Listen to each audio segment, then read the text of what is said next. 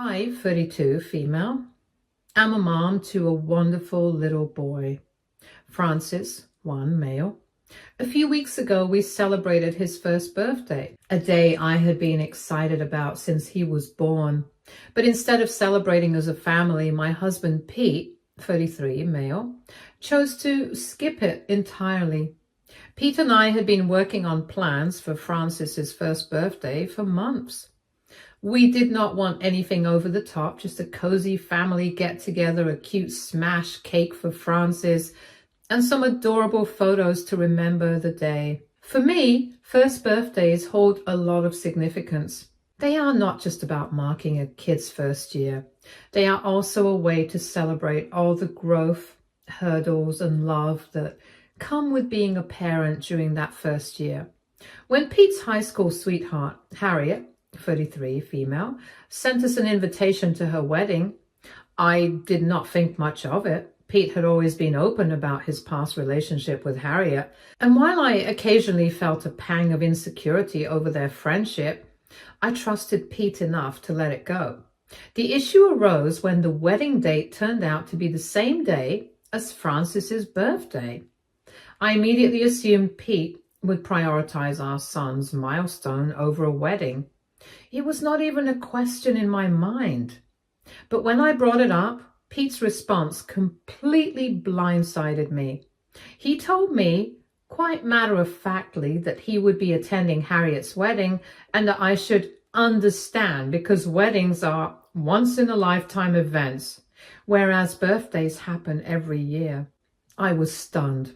I tried to explain to Pete why this was such a big deal. A first birthday is not just another day. It is a moment of celebration, a reflection of all the love and effort we have poured into our son during his first year of life. I reminded him that there would only ever be one first birthday for Francis. But Pete refused to see my side of things. Instead, he accused me of being jealous of Harriet. According to Pete, my objections were not about Francis at all. They were about my insecurities and my inability to be happy for someone else. I could not believe what I was hearing. It was not about Harriet, it was about Pete, as a father being there for his son. But no matter what I said, Pete would not budge. The night before Francis's birthday, Pete packed his bag and left for the wedding. He kissed me on the cheek, told me not to make a big deal out of it, and walked out the door without a second thought. I felt a knot in my stomach as I watched him leave, knowing this moment would change the way I saw him forever. On Francis's birthday, I put on a brave face and focused on making the day as special as I could for my baby. I decorated the living room with balloons and streamers, baked a cake, and invited family over to celebrate. Everyone came with gifts, showering Francis with love. He laughed, clapped, and smashed his little cake with joy. But no matter how happy Francis was, I could not stop noticing the empty chair where Pete should have been. The sadness and anger were impossible to ignore. In the middle of the party, Pete called. I stepped into the kitchen to answer, and he sounded upbeat, asking how the celebration was going. I could hear music and laughter in the background, the sounds of Harriet's wedding. It made my stomach churn. He did not ask about Francis or apologize for not being there. He just wanted to know if everything was fine. I kept the conversation short, not wanting to let his indifference ruin the day, but the moment stuck with me. After the party ended and everyone left, I sat alone in the living room feeling like a single parent. When Pete came home 2 days later, he acted like nothing was wrong. He walked in with a big smile, talking about how beautiful Harriet looked, how emotional the ceremony was, and how glad he was to have been there for her. I felt like I was living in an alternate reality. How could he not see the problem here? When I told him how hurt I was, Pete brushed it off. He said I was being dramatic and that I needed to let it go. According to him, I was focusing too much on one small thing and ignoring the bigger picture. He said it was not a big deal that he missed Francis's birthday because he would be there for the rest of them. He even accused me of being selfish for making him feel bad about attending the wedding. The more he spoke, the angrier I felt. This was not just about the birthday. It was about what his actions said about his priorities. Pete had chosen Harriet over Francis, over me, over our family. And instead of taking responsibility for that choice, he was doubling down and blaming me for being upset. I spent some time thinking about everything that went down. This past year, I poured my heart and soul into our family. I was up late taking care of Francis through his teething pains, woke up early to make sure he was fed and taken care of, and gave up a lot to keep our home in order. I quit my job to be around and take care of everything. Meanwhile, Pete had it easy. He went to work, came home, went to parties, stayed out for as long as he wanted to, and got to enjoy the fun parts of being a parent without facing the tough stuff. I do not know why I didn't realize this before, but he never worked around the house or looked after Francis. He was busy with his own life, and when it was his turn to really show he cared about our family, he decided to walk away. It felt like a huge wake-up call. I realized I could not stick around in a marriage where I did not feel appreciated, and where my emotions did not matter, and where our son was not the main focus. So I decided to take the tough step of filing for divorce. When Pete came home and saw the papers, he was furious. He accused me of being petty and overreacting. He said I was tearing our family apart over one mistake and that I was acting out of jealousy and spite. He even tried to make me feel guilty, saying I was depriving Francis of a father because of my pride. But I stood my ground. This was not about pride. It was about respect, love, and what I wanted to model for my son. I could not let Francis grow up in a household where one parent's feelings and needs were constantly disregarded. I wanted him to see what it looks like to set boundaries and demand to be treated with respect. Pete has been trying to convince me to change my mind about the divorce. He keeps trying to talk me out of it, apologizing and saying he wants to fix things for our family. He keeps asking me to reconsider, saying he knows he made mistakes and wants to do better. Every time we talk, he stays calm and tries to show me he's serious about making things right. I want to believe him. I want to trust that he could change and put our family first, but I cannot forget how many times I felt I was not enough in our marriage. His apologies do not take away the feeling of knowing I was never fully his priority. They do not change the fact that I gave everything to a relationship where I felt like I was competing with someone who was not even there anymore. I know he regrets what happened, and I believe he really wants to fix things. But it is not just about feeling sorry. It's about trust, and I do not think I can rebuild that with him. Knowing that part of him is still connected to Harriet makes it impossible for me to move forward with him. It's not because I'm angry or unwilling to forgive. I just cannot stay in a relationship where I feel like the third person. It's hard to see him like this. I can tell he's struggling too, but I have made my decision. I will always want what's best for him as Francis's dad, but I need to focus on creating a happier, healthier life for both of us. So AITA for ending my marriage because my husband chose his high school sweetheart's wedding over our son's first birthday. Update 1. Last month, I moved out of the house with Francis. I found this small apartment. It seemed perfect for the time being. I also got my old job back, and they were more than happy to have me back. Everything is a little complicated, but I'm trying to get everything back on track slowly. A week ago, I received a call from Pete's mother, Rose, 56, female. Rose and I have always had a good relationship, and despite everything, I always valued her opinion. She asked if we could meet, and I agreed without hesitation. Rose has always been a supportive figure in my life, and I have never known her to blindly defend her children when they are in the wrong. I admire that about her. She does not shield them from consequences, but instead holds them accountable. That is something I always respected. We decided to meet up at a cafe close to my office. I was feeling a bit anxious, especially with everything that had gone down, but I was also looking forward to getting some answers. When we finally sat down, Rose asked how I was holding up, and I could see she really cared. We chatted about work and life, keeping it light, but I could sense there was more on her mind. After a few minutes of small talk, she told me she thought I made the right choice by going for the divorce. She said it with such certainty, and I could hear the sadness in her tone. It was not just a casual remark. She truly believed it. Rose said she had always felt that Pete had not fully moved on from Harriet. She talked about how for years she noticed certain behaviors in Pete that made her feel uncomfortable. Initially, she kept those feelings to herself, wondering if she was just being overly sensitive or if there was something deeper going on. However, as time went on, she started to notice the same signs I did. Pete's ongoing connection to his history with Harriet. She explained that she tried to convince herself that it was just in her head and that maybe one day Pete would grow out of it.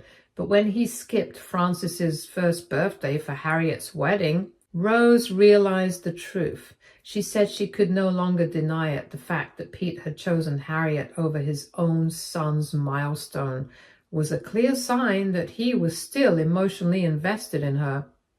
Rose admitted she felt guilty as a mother for not realizing sooner how deeply Pete still felt about Harriet. She said she should have warned me and helped prepare me for the possibility that Pete might not be fully committed to our family. Whatever she said kind of confused me. On one hand, I appreciated her support. On the other, I felt angry and wondered why she had not spoken up earlier. Still, I understood how hard it must have been for her to face the truth about her son's feelings and their impact. I quickly reassured her that none of this was her fault. I told her that it was not her responsibility to protect me from Pete's actions. It was Pete's duty to respect our marriage and prioritize our family. Rose seemed relieved, but I could tell she was still really upset. She kept saying sorry, like she felt she needed my forgiveness for something that was out of her hands. I told her I did not blame her, that I was grateful for her support, and that I wanted her to know I did not hold her accountable for Pete's decisions. She nodded, but I could tell it was hard for her to let go of the guilt. Even with everything going on, Rose reassured me that she would always have my back if I needed help. Her promise to be there for me no matter what really meant a lot. I could feel the sincerity in her words, and it gave me some comfort knowing I was not alone in all this. She also asked if I would let her meet Francis after the divorce, and without hesitation, I told her I absolutely would. I could tell that Rose really cared about him, and I wanted him to get the chance to get to know her, especially since she has always been so nice to both of us. As my lunch break came to an end, I had to wrap up our conversation, but before I left, I asked Rose about Pete and Harriet's history. I had never asked much about it before, but now I needed to know more. I knew there was a long history between them, but I did not know all the details. Rose told me she would share the full story the next time we met. I left the cafe feeling lighter, knowing that Rose had my back and that we had made plans to meet again soon. Even though I appreciated Rose's support, I could not shake the feeling that something was off. I was married to a man who, despite all our years together, was still in love with his ex-girlfriend. That realization hurt more than I can explain. I feel so betrayed. I put my all into our marriage, our family, and into Pete. Still, it was not enough to stop him from holding on to his past. I believed I was enough for him, but it turns out I was not. I cannot deny that it stings, and as much as I try to make peace with it, I cannot help but feel like I have been deceived. I'm looking forward to hearing more from Rose next time we meet, but it is hard to shake the feeling of betrayal. How could I have been so blind to it all? It is a hard pill to swallow, but I'm trying to focus on the future and what is best for Francis and me. It just feels strange knowing that I was married to a man who was never truly over his ex. It's a lot to process, and I'm still figuring out how to move forward. Update 2. A few days ago, Pete came over to see Francis. I knew it was the right thing for Francis to have his dad in his life, but it left me feeling conflicted. Francis was thrilled to see him, running up with his arms outstretched, giggling like he had not seen Pete in ages. It was heartwarming to watch, but also painful for me. I kept telling myself that Francis deserved his dad, but my emotions were all over the place. We sat together in the living room and we kept our conversation light. I did not want to get into anything heavy, and honestly, part of me was hoping the whole exchange would just pass without drama. At one point, Pete asked me if I had really thought the divorce through, if I was sure about my decision, and if there was any chance I might reconsider. He sounded sad. I had spent so much time wrestling with this decision already. It was not something I'd taken lightly. I told him I was sure about my decision. There was no turning back for me. I had made peace with it. His face fell. He looked so sad. I just wanted to hug him, but well, I knew better than that. He didn't push me on it any further though. Instead, we just sat in silence while Francis ran around. As time went on, I just could not keep it bottled up anymore, and I blurted out the question that had been nagging at me for ages. Was he still in love with Harriet? I had to find out. I could not keep pretending everything was fine. I needed him to be honest with me. Did he still have feelings for her? I cannot explain how much I just wanted him to say he loved me. I needed to hear it so badly that it almost hurt. But he did not say that. Instead, he hesitated and then told me something I was not prepared for. He said he was not sure how he felt anymore, that things were complicated. I tried to hold it together, but my mind was racing. I could not just leave it at that. I had to know what was really going on. I could not understand how, after everything we had been through, he still could not figure out his feelings. So I asked him point blank, had he been lying to me all this time about his feelings? I needed an answer. His answer hit me hard. He told me he loved me, that he was sure of that, but then he said he still had feelings for Harriet, something he just could not shake. Hearing that felt like a punch to the gut. I felt sick, like I could not breathe. It did not make sense, and it did not feel fair at all. I had so many questions in my mind. Why did he stay with me and build a family if he still felt something for his ex? Why did he marry me? Why did he do any of it? Why did he choose to be with me if he still had feelings for her? I didn't get it. I wanted to understand, but the more he spoke, the more confused and betrayed I felt. I felt like shouting at him, wanting to know the truth, but I just sat there feeling empty. I could not help but think how unfair it was that I had poured so much of myself into a relationship with someone who still clung on to his past. I felt tiny and silly for not realizing this earlier. Above all, I felt completely and utterly heartbroken. The entire talk raised more questions for me than it answered, and I could not help but feel foolish. Why did I think Pete was completely committed to our life when he still had feelings for Harriet? How could I have been so naive to believe our family would stop him from returning to his past? There were no simple solutions, and the burden was overwhelming. I was not sure what to do next, but I knew I made the right decision. Update 3. A few days ago, I met Rose again, and she told me the entire story of Pete and Harriet's past. It was a lot to take in. She started from the beginning, telling me how Pete and Harriet first met when they were just 16 years old. It was a typical high school relationship at first. No one really thought it was serious, but the two of them were pretty serious about each other. Pete was absolutely head over heels for Harriet, and Harriet felt the same way. They were inseparable. Their relationship was not without its ups and downs, though. For a while, they had to do a long-distance situation when they both went off to different colleges. But they made it work. Rose said she realized how serious they were about each other around this time. After college, on the day Harriet graduated, Pete proposed to her, and of course she said yes. But they decided to wait a few years before getting married because they were just 22 and they wanted to have a stable career before settling down and starting a family. But they were engaged and living together. To everyone on the outside, their relationship seemed perfect, and apparently it was perfect for them as well. It was everything they both wanted. Then on Pete's 25th birthday, Harriet found out she was pregnant. Rose told me how happy they both were. They were absolutely thrilled, and so was everyone else around them. It felt like everything was falling into place and going according to plan. Just when it felt like everything was finally coming together, disaster hit. When Harriet was about 32 weeks along, she and Pete thought a road trip would be a great way to spend time and connect before the baby arrived. Unfortunately, that trip took a tragic turn. They got into a serious accident. Pete came out with less severe injuries, but Harriet's situation was critical.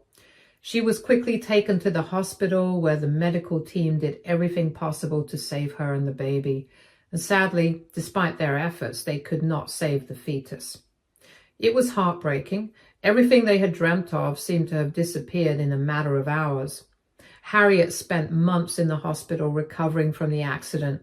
Rose said Pete was by her side the entire time, but when Harriet was finally well enough to leave the hospital and go home, she said she wanted to go back to her mother's place and not back to their house.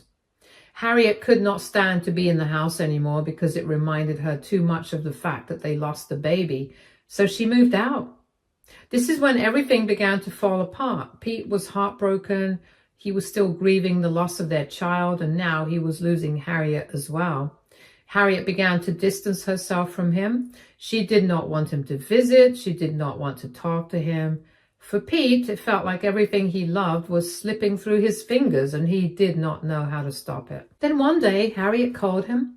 Rose said that when Pete saw her name on the caller ID, he was so happy that she finally reached out to him. But when he picked up the phone, Harriet told him that being in a relationship with him had become too difficult. She could not handle being with him anymore because she felt like he was the reason they had lost the baby. She blamed him. And that was something Pete just could not take in. She said since he was driving the car, he should have been more careful. Rose said it was not his fault at all. Another car was speeding on the wrong route and it hit their car. Pete was as careful as he could be. For months, Pete spiraled into a deep depression. Rose told me that he barely left the house. He could not find the strength to do anything. But then, after months, Harriet reached out to him again. She apologized for blaming him for the loss of their child. She admitted she was wrong, and she said she wanted him to be a part of her life again. She told him she could not go back to being his partner because the loss was still too fresh, but she didn't want to completely cut him out of her life. Pete was still heartbroken. He still loved her. They talked and they decided that no matter what happened, they would always be there for each other. They would always show up for each other no matter what happens, no matter where they are. And that was it. They made a pact that neither of them has broken yet. Around 2 years after this, I came into his life. I was the first person he had been with after Harriet. Rose said she thought Pete had thought it through before we started dating, but, well... Rose seemed genuinely sad as she spoke, and she mentioned that she had always seen how close Pete and Harriet were, but she never thought it would end like this. She wished things had been different and that Pete did not have to suffer so much. I could not help but feel sorry for Pete too. It was a tough conversation, but I understood so much more about Pete now, and I could see how much he had been carrying all these years. Update 4. Pete and I met the other day, and it brought up a lot of emotions I've been trying to sort through. On one hand, I truly feel bad for him. He has been through so much. It's clear that those events still weigh heavily on him, and I would not wish that kind of pain on anyone. But at the same time, I cannot bring myself to forgive him for how he handled things with me. He knew he still had unresolved feelings for Harriet, yet he chose to marry me and let me build a life with him and give up so much for our family. And all the while, he was never fully there. Not emotionally, not in the way a partner should be. His tragedy does not excuse the way he treated me. Our meeting was to discuss the details of the divorce, but it ended up being more than just that. Thankfully, it was not confrontational or messy. We both agreed we would not take the divorce to court. Neither of us wanted to draw this out any more than necessary. We are lucky in a way because we already had a strong prenup in place, so there were not any issues with dividing assets or arguing over finances. That part went surprisingly smoothly, and it was a relief to have one less thing to worry about. When it came to Francis, we were on the same page. We both loved him more than anything, and we knew shared custody was the best option. Even though we had sorted out most of the practical details, Pete could not help but bring up the divorce itself. He asked me again if I was absolutely sure about it. He apologized for everything, his mistakes, his inability to let go of Harriet, the pain he caused. I could tell he was genuinely sorry, and it was not easy to hear. I wanted to believe him, and in many ways I did, but his apology, as heartfelt as it was, did not change how I felt. I told him that it meant a lot to me that he acknowledged where he went wrong, but I could not go back to how things were. Knowing he still had feelings for Harriet, even after everything we had been through, was a line I could not cross. It was not something I could ignore or pretend did not matter. It changed the way I saw our relationship and what I deserved from it. Pete did not push me after that. He seemed sad, but maybe even relieved in some way that we were finally being honest with each other, but there was still some tension between us. So that's where things are now. We are on good terms. We are friends even. We will see each other a lot because of Francis, and right now we're just waiting for the divorce to get finalized. I won't lie, sometimes I just want to go back to him and work things out, but I snap out of it within seconds. This is way harder than I would have liked. Update 5. I'm officially divorced now. Saying that out loud feels strange, but at the same time, it is a relief. I want to thank everyone who was so kind to me. Your encouragement has meant more to me than I can explain. Many of you asked about my family. My parents have been incredibly supportive. They have helped me out whenever I needed, and they were just there, and they are amazing. Right now, my priority is Francis, and my focus is just to give him the most amazing life now. Since the divorce, I have seen Pete a lot because of co-parenting. At first, it was hard. There's still this tension between us, but I think that is normal. But it is a lot easier now. Things are working. Francis is happy, and that is all we care about. Hopefully, things will get better with time.